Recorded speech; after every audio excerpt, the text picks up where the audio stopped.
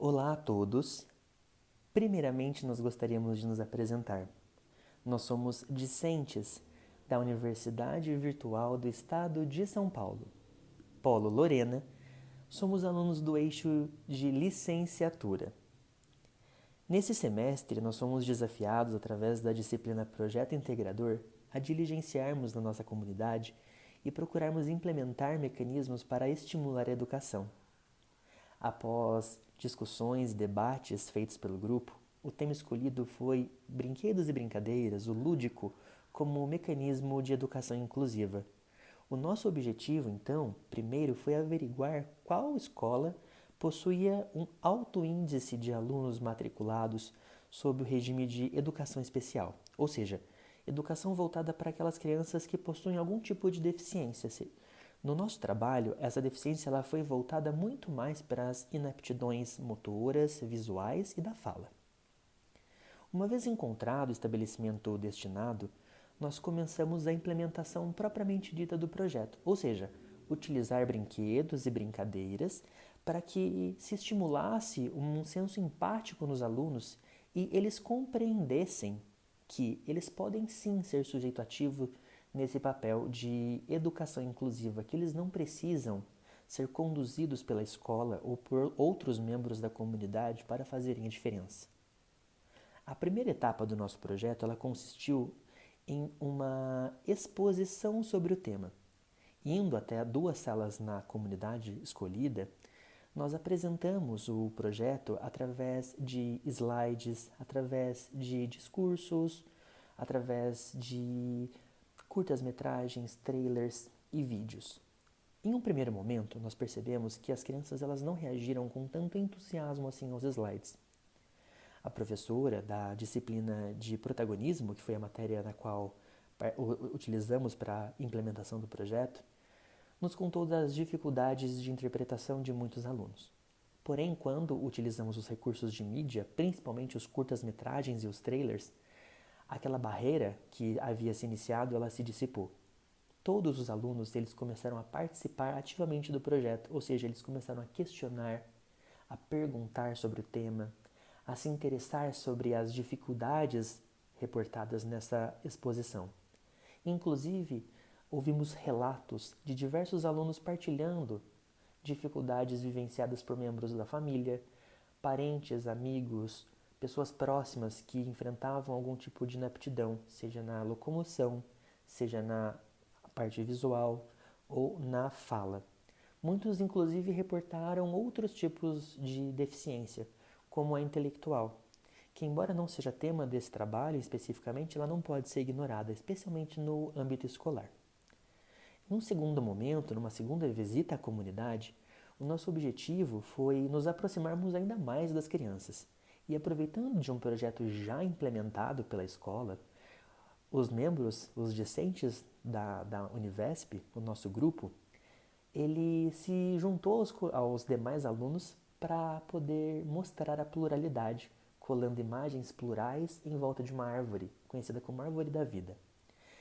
Num terceiro momento, nós implementamos propriamente dito a questão das brincadeiras e dos brinquedos. Ou seja, foram remetidas brincadeiras de infância para que fossem replicadas situações vivenciadas por pessoas com necessidades especiais, portadoras de algum tipo de deficiência naqueles campos que já havíamos mencionado, ou seja, deficiência visual, deficiência de locomoção ou deficiência na fala. Com base nisso, a primeira dinâmica proposta foi uma mímica. Isso em ambas as salas, um sexto e um sétimo ano. Na mímica, basicamente, os alunos eles precisavam demonstrar para os outros alunos um objeto, um animal, uma comida, uma situação através de gestos, sem a utilização da linguagem verbal.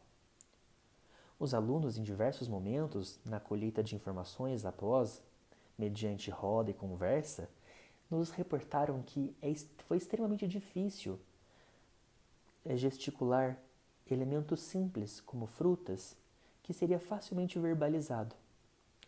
Eles reportaram a dificuldade que sentiram em não conseguir falar aquela palavra e precisar usar gestos. Com isso, a conscientização ela começou a ser implementada, ou seja, o debate ele começou a ser acentuado, mostrando que barreiras são impostas cotidianamente na vida da pluralidade da comunidade. Pessoas que têm algum tipo de inaptidão, algum tipo de deficiência na fala, seja ela parcial ou total, elas se valem de outros mecanismos de comunicação. Libras, que é a língua de sinais, através de leitura labial e outros mecanismos. E isso foi trazido para as crianças de uma maneira a não necessariamente precisar ouvir o que o outro tem a dizer, mas observar, ficarem atentos, estimular a empatia, a afetuosidade entre eles e entre os membros da comunidade, daquele núcleo no qual eles estão inseridos. Após a primeira dinâmica, a segunda dinâmica foi a cobra cega, outra brincadeira infantil que consiste basicamente em vendar os olhos de um sujeito e esse sujeito ele tenta localizar quem estava ao seu entorno. Nesse caso, os discentes do grupo que estavam conduzindo os alunos através de fala, através de narrativas. Num primeiro momento, os alunos eles reportaram um sentimento de medo em esbarrar nos objetos, em cair, em se machucar. E, embora eles conseguiram localizar os membros do grupo, essa dificuldade foi muito bem relatada por eles e essa percepção foi clara. Porém, em um segundo momento, no qual nós propusemos que outros alunos e os membros discentes do grupo do projeto integrador dessem a mão para esses membros vendados, para esses alunos vendados, eles conseguissem sentir a diferença. E foi nítida a percepção pelos avaliandos, pelos alunos. Ou seja, eles perceberam que a mera sensação de ter alguém próximo, de ter alguém os auxiliando nesse percurso, se tornou muito mais confortável e seguro. Com isso foi implementado um outro debate sobre uma outra deficiência, ainda no escopo da educação inclusiva, ou seja, pessoas com baixa visão, com cegueira ou com algum tipo de redução na acuidade visual enfrentam barreiras também cotidianas. A terceira dinâmica foi a corrida de sacos.